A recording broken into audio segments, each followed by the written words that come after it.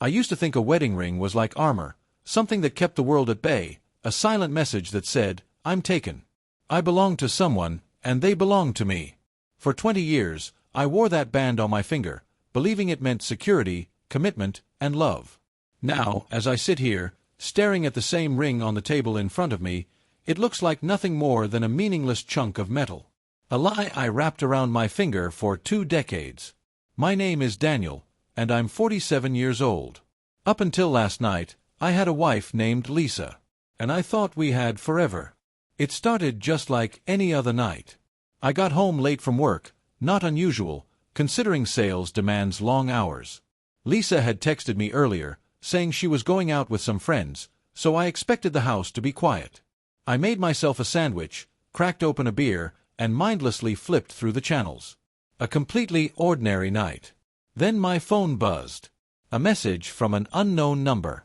At first, I figured it was just spam, some telemarketer trying to sell me an extended car warranty. But something about it made my skin crawl. You should see this. That was all it said. Attached was a video. I hesitated. A sick feeling twisted in my gut.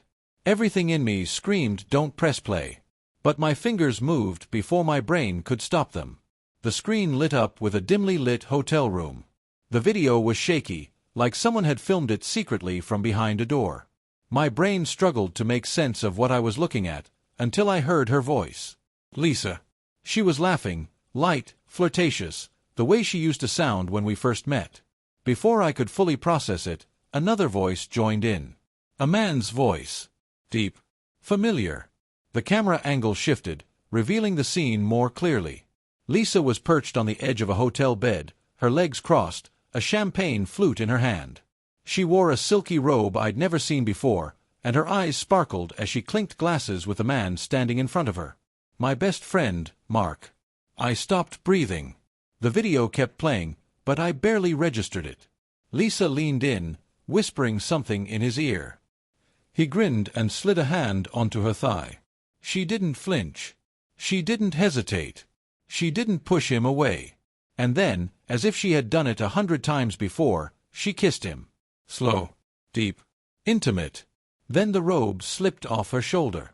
I slammed my phone down so hard it nearly cracked.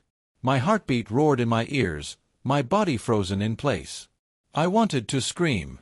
I wanted to punch something. But more than anything, I wanted to wake up because this had to be a nightmare. Except it wasn't. With shaking hands, I forced myself to pick up the phone again. I scrolled back up to the unknown number and typed, "Who is this?" The reply came almost instantly. "You don't know me, but I thought you deserved to know the truth." I stared at the words, my mind racing. Who would send this? And why? Was this some kind of cruel joke? Another message popped up. They've been meeting at this hotel every Thursday for the past 6 months. Room 214. If you don't believe me, go see for yourself. I shot up from my chair so fast it scraped against the floor. My hands clenched into fists. My first instinct was to grab my keys, drive to that hotel, and kick the damn door down. But a voice inside me whispered, "Think, Daniel. Think." I wasn't the kind of guy who acted on impulse. I was careful, calculated. If I was going to confront this, I had to do it right. I sat back down, exhaled slowly, and typed out another message. "Who are you?"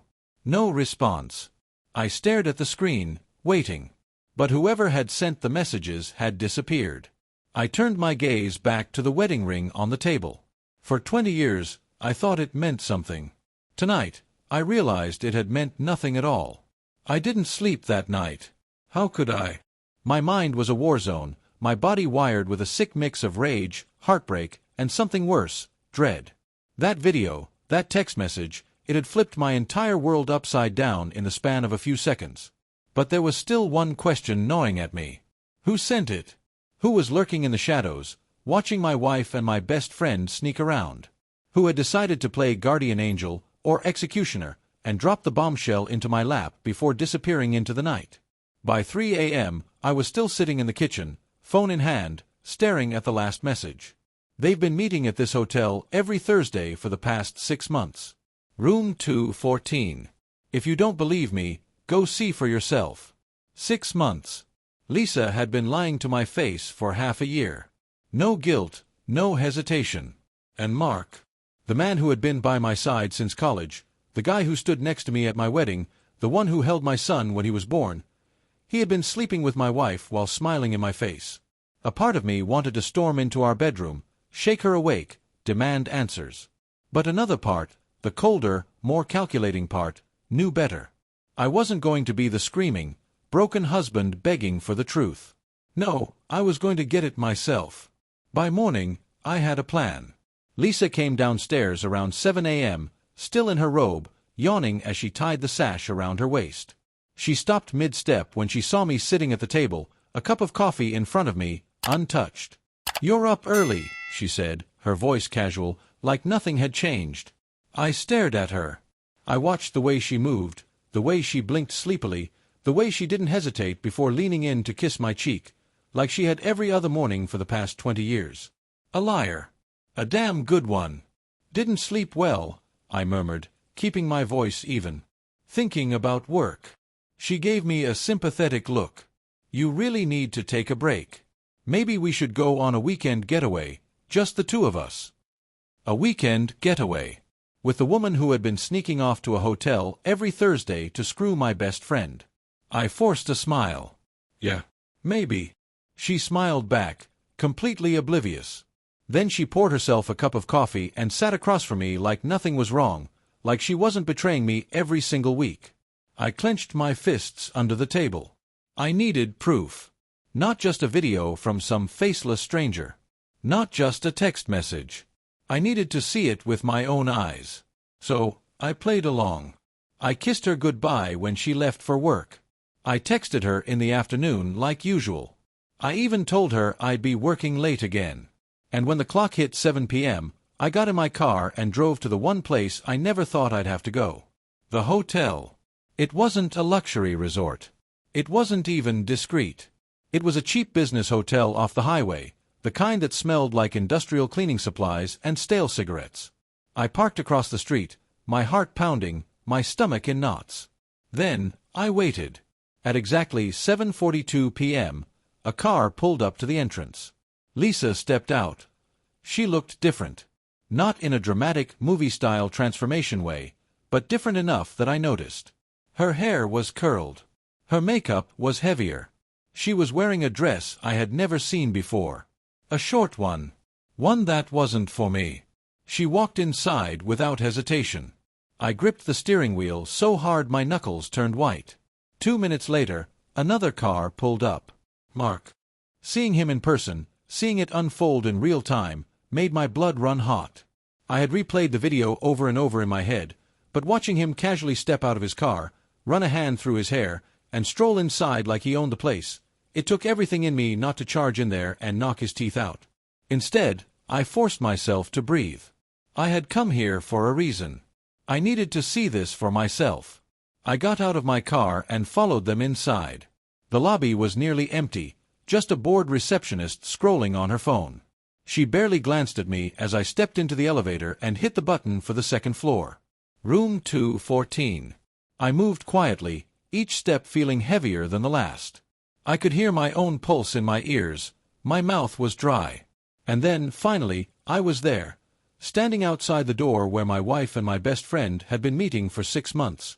A part of me wanted to knock. No, not knock. Kick the damn door down. Drag them both out. Demand answers. But I wasn't that kind of man. I needed to be smarter. So, instead, I pulled out my phone. I pressed record. And then, slowly, I lowered myself down, pressed my ear to the door, and listened. At first, just muffled voices. Soft laughter. The clink of glasses. Then I heard something that made my stomach twist into knots. My name. I pressed closer, barely breathing. "He has no idea," Lisa was saying, her voice light, amused. "Not a clue. You should have seen him this morning, sitting at the table like a lost puppy. He trusts me so much." Mark laughed. "He always was a little naive." A pause. Then Lisa's voice, softer. "But it's getting harder. I feel like he's starting to suspect." Mark didn't miss a beat. Then we speed things up. Lisa hesitated. He won't see it coming. He never does. I pulled back, my mind spinning. Speed things up? What the hell did that mean? This wasn't just an affair. It was something worse. Much, much worse. And I wasn't about to sit back and let it happen. I stood outside that hotel room, my breath shallow, my fists clenched at my sides. Lisa's words kept replaying in my head on an endless loop. He has no idea. Not a clue. The way she laughed. The way Mark agreed, calling me naive. Then we speed things up. Speed what up? That was the part that stuck with me the most. This wasn't just some cheap affair. It was a setup, a plan, something they were actively working toward. Something bigger than just betrayal. I backed away from the door, forcing myself to breathe. If I stayed here a second longer, I was going to break the damn thing down. My head was spinning, my stomach twisted in knots. I needed to get out of there before I did something reckless. I left the hotel quickly, avoiding eye contact with anyone in the lobby. The cold night air hit me as I stepped outside, but it barely registered. My mind was racing, trying to piece together the puzzle of what I had just overheard. Lisa and Mark weren't just sneaking around behind my back. They were planning something against me. And whatever it was, I wasn't about to let it happen. I drove aimlessly for a while, gripping the steering wheel so tight my fingers hurt. My first instinct was to go straight home and confront her, sit her down, and demand to know what the hell she was up to. But then I thought about that laugh. That arrogance. The way she spoke about me like I was nothing. No. I wasn't going to give her the satisfaction of seeing me angry, broken, desperate for an explanation. I needed to get ahead of them. So, I did something I never thought I'd have to do. I hired a private investigator. His name was Saul Wickman. Retired cop, mid-50s, the kind of guy who looked like he had seen it all and cared about none of it. I found his number online and met him the next morning in a rundown diner on the outskirts of town. He didn't ask a lot of questions. Just listened, nodding along as I laid everything out, the video, the texts, the hotel meetings, the conversation I had overheard. He barely reacted. Until I mentioned that they were planning something. That made him pause. "Most affairs are just affairs," Saul said, stirring his coffee lazily. "People are selfish. They cheat. They cover it up. But when they start planning something, that's different. What do you think it means?" I asked. Saul shrugged. "Could be a lot of things. But whatever it is, it's not good for you." That sent a chill down my spine. He slid a small notebook across the table. "Give me everything. Dates, places, names. I'll start digging." I wrote it all down. The next few days were the hardest test of my life. I had to pretend that nothing was wrong, that I was the same clueless husband Lisa and Mark believed me to be.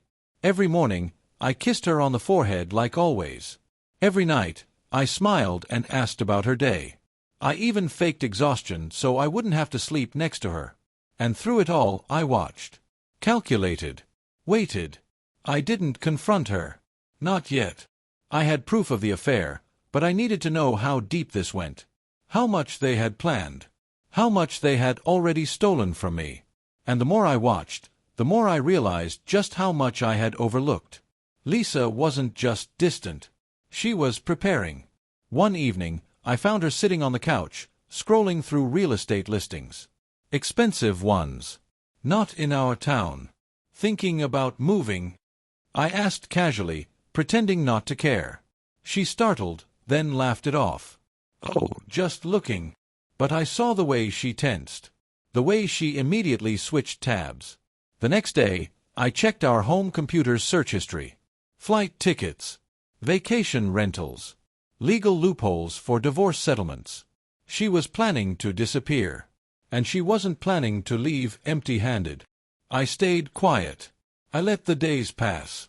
And then, on Wednesday night, I found what I was looking for. Lisa was in the shower. Her phone was charging on the nightstand. I took it. I didn't check her messages. That would be too obvious. Instead, I checked her calendar. And there it was. Friday. 8:30 p.m. Hotel Grandmont. Not the usual cheap motel. This was different. Something big was happening. I put her phone back before she could notice. Then I made a call to Saul. I need you at the Grandmont on Friday. I want to know everything. Friday night. I arrived first. I wasn't about to let her see me, so I kept my distance, sitting at the bar near the entrance. From where I was, I had a clear view of the hotel lobby. Saul was already in place, blending into the crowd. At exactly 8:30, Lisa walked in. She wasn't alone. A man stepped in beside her. Not Mark. Someone else. Tall. Suited. Older. He placed a hand on the small of her back as they walked toward the elevator. She smiled up at him like she had known him for years. My heart pounded. Who the hell was this? Saul sent me a message. Follow. I'll cover the exits. I stood, keeping my distance, as they stepped into the elevator. The doors closed before I could catch the floor number. I clenched my fists. A few seconds later, my phone buzzed. Saul's voice came through the speaker. She's on the 14th floor. Room 1432. I took the stairs. I needed the time to clear my head, to stop my emotions from boiling over. By the time I reached the 14th floor, I was calm again. Focused. I moved down the hallway, stopping just outside room 1432. I put my ear to the door. Laughter. A clink of glasses. Then, the man's voice. So when will you be able to move the rest of the money? A pause. Then Lisa's voice, smooth and assured. As soon as he signs the papers. He still doesn't suspect a thing. My grip on the doorknob tightened. You sure? The man asked. If he gets even a hint of this, it could get complicated. She laughed. Please. Daniel is completely in love with me. He's an idiot. By next week, the money will be ours, and he'll be out of our lives forever. Something inside me snapped. I took a step back and kicked the door open. The door slammed against the wall so hard that the sound echoed through the hallway. The man shot up from his seat, nearly knocking over his drink. Lisa, sitting on the couch, froze. Her wine glass was still raised halfway to her lips. But it wasn't guilt on her face. It was annoyance. Like I had just interrupted an important business meeting. For a second, no one spoke. Then I took a slow step inside, letting the weight of my presence settle in the air. Well, I said, my voice eerily calm. Hate to be the idiot who ruins the party, but it looks like I just crashed my own funeral. Lisa's eyes darted toward the man. He was older, well-dressed, his suit crisp and expensive. His watch alone probably cost more than my car. But there was something else about him, something that made my stomach turn. He wasn't just some random guy. He was comfortable. Too comfortable. And then I saw it. A stack of legal documents on the coffee table. I stepped closer, my pulse hammering. The heading on the top page made my chest tighten. Power of attorney. I picked it up, scanning the details. My name.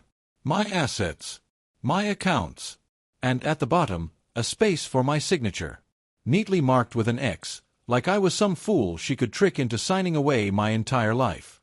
I looked up at Lisa, my grip tightening around the papers. This was your plan? I asked, my voice quiet but deadly. Not just cheating. Not just stealing money. You were going to take everything. She exhaled sharply, finally setting her glass down. Daniel, let's not be dramatic. I let out a bitter laugh. Dramatic. I waved the document in her face. You were about to rob me blind, Lisa. And what, run off with this guy? I gestured toward the man. Who the hell is this? Your new boyfriend? Your financial planner? The man cleared his throat, adjusting his tie. I'm Lisa's attorney, he said in a measured tone. And I would advise you to leave before you make a scene you'll regret. That was it. That was the moment I knew she wasn't just cheating. She wasn't just planning to leave me. She had already left. In her mind, I was nothing more than an obstacle. A loose end to be tied up before she disappeared into her new life, with my money and this expensive, soulless lawyer by her side. And that was when I did something neither of them saw coming. I smiled. You know what, Lisa? I said, tossing the document back onto the table. "You almost got me. Almost." I turned toward the door. But then I stopped. "Just one mistake," I added. She crossed her arms. "Oh. And what's that?" I reached into my pocket and pulled out my phone. Then, with a slow, deliberate motion, I hit play. Her own voice filled the room. "As soon as he signs the papers. He still doesn't suspect a thing. Please, Daniel is completely in love with me. He's an idiot. By next week, the money will be ours, and he'll be out of our lives forever." The color drained from Lisa's face. The lawyer swore under his breath.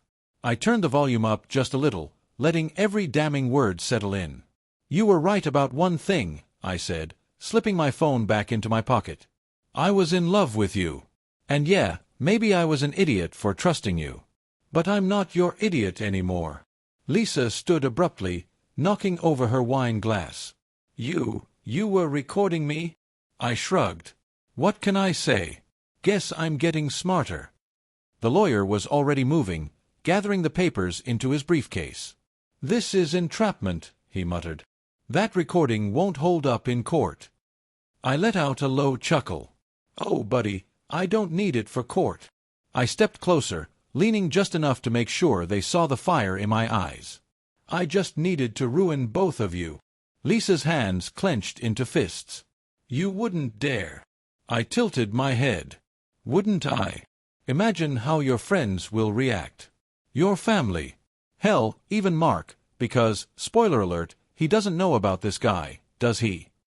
Her expression twisted into something venomous. She was cornered. And she knew it. The lawyer grabbed his coat, clearly deciding this was no longer his problem. "This is getting out of hand, Lisa. I'll be in touch." Then he turned to me, forcing a smirk. "Good luck, Mr. Carter.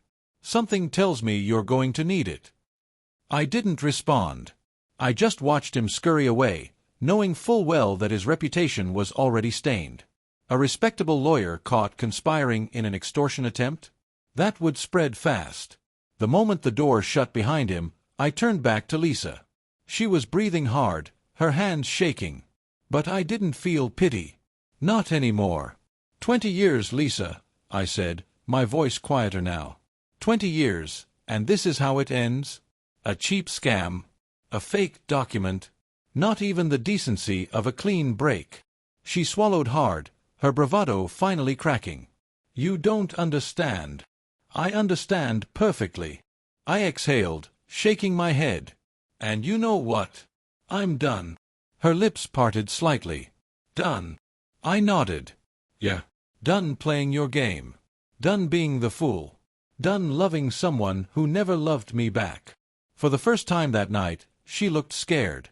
Not of me, but of what came next. I walked past her, straight to the door. Then I turned back one last time. "Oh, and Lisa." She blinked, her eyes desperate. "You should check your bank accounts." Her face paled. I smiled. Let's just say I wasn't the only one making withdrawals. Then I walked out, leaving her alone in a hotel room that, for once, felt just as cold as she was. I stepped out of that hotel room feeling lighter than I had in months. The cold air hit me as I walked to my car, but I barely noticed. My mind was still racing, fueled by adrenaline and the sheer satisfaction of watching Lisa's world start to crumble. She thought she had me fooled. Thought I was too blind, too naive to see what was happening right under my nose. But she never expected me to fight back. And now, she was left with nothing but a stack of worthless papers and a future that wasn't going to be nearly as comfortable as she had planned. I had to admit, though, she had almost pulled it off. The affair, the secret bank transfers, the fake power of attorney. It was an intricate betrayal, one that must have taken months of careful planning. She probably thought I'd just sign whatever she put in front of me, too blinded by love to question it. And once the money was safely in her new account, she'd disappear, leaving me with an empty home and an even emptier bank account. But she underestimated me. And now, I had the upper hand. I drove home in silence, gripping the wheel tighter than necessary. My thoughts weren't just on Lisa, they were on what came next. Because as satisfying as it was to expose her, I wasn't done. Not yet. The next morning, I was up early. Too early. Sleep hadn't come easily, but I didn't care. I had work to do. Lisa hadn't come home. I wasn't surprised. She was probably scrambling, trying to figure out how much damage I had done, checking her accounts only to realize that every transfer she had made had been reversed. I hadn't just discovered her secret stash. I had emptied it. I wasn't stupid. I knew the law. The money she had stolen from me was still technically in my name until she made her final moves. And with a few well-timed calls, I had ensured that every cent she had tried to siphon away was safely back where it belonged. By the time she realized it, she'd be in full panic mode. Good. She deserved to know what it felt like to lose everything in one night. I sipped my coffee, watching the clock. 7:15 a.m. If I was right, she'd be calling soon. At 7:16, my phone rang. I let it ring twice before answering. "Morning, dear," I said casually. "Sleep well." Her voice came through tight, strained. "You son of a—" "Careful," I interrupted. "Wouldn't want to say something you'll regret. Not when you need my help." "You stole my money," she spat. "How did you even—" "My money," I corrected, laughing coldly. "That's rich. You mean the money you were stealing from me? The money you thought I'd just hand over because you batted your pretty little eyes and lied your way through another day?" Silence. I leaned back in my chair, letting her stew in it. "What's the matter, Lisa? Didn't think I was capable of fighting back? Thought I'd just roll over and let you walk away with everything? You don't understand." "Oh, I understand perfectly," I said. "You and your lawyer friend were going to clean me out, disappear, and leave me with nothing. You almost pulled it off, too." I paused for effect. "Almost." Her breathing was uneven. "I can fix this, Daniel. We can talk. Please, I just—" "Talk," I repeated, raising an eyebrow. "You want to talk now?" "Funny, because when I tried talking to you about our marriage, about the nights you were working late, about the way you pulled away from me, you weren't so eager then, were you?" She was quiet. I let out a long breath. "Here's the deal, Lisa. I don't care what you do next. You can pack your things and leave. You can cry to Mark or that sleazy lawyer of yours. You can even try to come up with some new scheme to take what's mine." I paused, letting my next words sink in. "But you won't win. Not this time. You tried to play me, and you lost." She made a small noise, something between a frustrated huff and a broken sob. "So that's it?" she asked, her voice shaking. "You're just walking away?" I smirked. "Oh, sweetheart, I walked away the moment I saw that video." And with that, I hung up. I should have felt empty. I should have felt some deep, aching sadness for the woman I had loved for 20 years. But all I felt was relief. For the first time in a long time, I was free. I had survived the worst betrayal of my life, and instead of letting it destroy me, I had taken control. I had outplayed the people who thought they could break me. And as I sat there, drinking my coffee, watching the sunrise over the city, I realized something else. I was finally ready to start over. The silence in the house was different now. It wasn't peaceful or comforting. It was hollow, like the echo of something that had already died but hadn't been buried yet. I sat on the couch, staring at nothing, feeling the weight of the past 20 years pressing down on me. Lisa hadn't come home, not that I expected her to.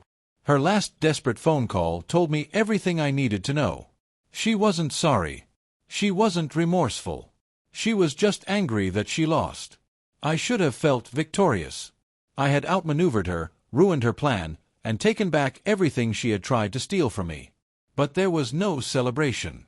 No sense of triumph. Just emptiness. I looked around at the living room, the same room where we once sat together on lazy Sundays, where we decorated Christmas trees, where we fought over the stupidest things and made up like we always did. Except we hadn't made up in a long time, had we? Somewhere along the way, our marriage had turned into a performance. A carefully choreographed act where I played the fool, and she played the devoted wife. And I had believed it. The reality of that hit me harder than anything else. She hadn't just betrayed me in the past 6 months. No, this had been going on for longer than that. A year. 2, 5. I had no idea. And that was the worst part. I had been living a lie for years, and I never saw it. I forced myself to stand. Sitting in this house, surrounded by memories that now felt like poison, wasn't going to help me. I needed air. I grabbed my keys and drove. I didn't know where I was going at first, just letting the city blur past me. Then, without thinking, I found myself heading toward an old diner we used to go to when we were younger, back before everything got complicated, back when we were just two kids in love, dreaming about the future. I pulled into the parking lot but didn't go inside. Instead, I sat there, gripping the steering wheel, remembering. I could still picture us in there, laughing, making plans, imagining a life together. And for a moment, I wondered, was any of it real? Or had she always been like this, and I just never saw it? I didn't want to believe that. I wanted to believe that once upon a time, Lisa had loved me. That at some point, she meant the vows she had spoken. That we had been real. But I would never know for sure. The past was a closed book. And I was done trying to read between the lines. I exhaled slowly and turned my phone back on. I had switched it off after hanging up on her, not wanting to deal with the fallout just yet. But now I was ready. The moment the screen lit up, notifications flooded in. Missed calls, voicemails, and one text message that made my blood run cold. You don't get to just walk away from this, Daniel. You'll regret it. I stared at the message, my grip tightening. It wasn't desperation. It wasn't even anger. It was something else. A threat. The next morning, I woke up to a pounding on my front door. Not a normal knock, furious, loud, relentless. I sat up instantly, my heart racing. My first thought was Lisa. Had she finally lost whatever grip she had on herself and decided to show up in person? But when I checked the peephole, it wasn't her. It was Mark. I hesitated for a second, debating whether I should even open the door. Then I saw the look on his face, rage, panic, fear. And that's when I knew something had gone horribly wrong. I unlocked the door and opened it slowly. Mark stormed inside before I could say a word, shoving past me. "What the hell did you do?" he snapped, turning to face me. I narrowed my eyes. "Excuse me. You think this is funny?" he hissed. "You think you can just mess with people's lives and get away with it?" I crossed my arms. "You're going to have to be more specific, Mark. I've been messed with for months now. Try catching me up." His face turned red. "She's gone." I blinked. "What?" "Lisa," he practically shouted. "She's gone. I can't reach her. I don't know where she is, and I know you had something to do with it." A slow, cold realization crept over me. She was gone. That wasn't part of the plan. She was supposed to be furious, humiliated, trying to figure out how to fix the mess she had made. She wasn't supposed to just disappear. I frowned. "Mark, I haven't talked to her since last night." His eyes flickered with uncertainty, but he shook his head. "You're lying. You did something, Daniel." "I know you did." I sighed, running a hand down my face. "Look, if she's not answering your calls, maybe she's finally realizing you're just as much of a mistake as I was." That set him off. He lunged at me, grabbing my shirt, his face inches from mine. "I swear to God, if I find out you—" I shoved him back. Hard. "Get your hands off me, Mark. You don't get to come into my house and act like you're the victim here." He stumbled, barely catching himself. His eyes were wild. Desperate. "This isn't over," he growled. "You're going to regret all of this." And then, just like that, he stormed out, slamming the door behind him. I stood there for a long time, trying to process what had just happened. Lisa was gone. Mark was panicking. And for the first time since this whole nightmare started, I didn't know what was coming next. But one thing was clear. This wasn't just about betrayal anymore. Something bigger was happening. And I wasn't sure if I was ready for it. 1 year later. It's funny how much your life can change in a year. When I think back to that night, the night I found out my entire marriage was built on lies, I barely recognized the man I was.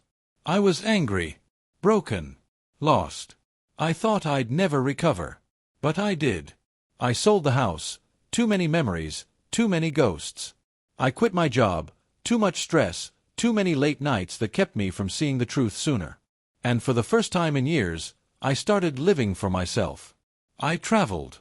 I reconnected with old friends. I spent nights staring at the ocean instead of staring at my phone, waiting for a message from someone who never really loved me. I stopped surviving. And I started living. As for Lisa, last I heard, she was still running. From what, I don't know, the law, her own guilt, the mess she made. But I realized something important. She wasn't my problem anymore. She had stolen years of my life, but she wasn't going to steal my future. And Mark? Well, let's just say karma took care of him too. Turns out, the guy who cheats with another man's wife isn't exactly husband material. Last I heard, he had been dumped and left with nothing. Guess he didn't like the taste of his own medicine. I sat on my balcony, watching the sunset over the ocean, a cold drink in my hand, and realized something. I was finally free. Thank you for visiting my YouTube channel. Your support, likes, and comments truly inspire me to create even more engaging content. If you enjoyed this video, don't forget to subscribe and hit the notification bell so you never miss an update. You're a part of this amazing community, and I'm thrilled to share my stories with you. See you in the next video on YouTube.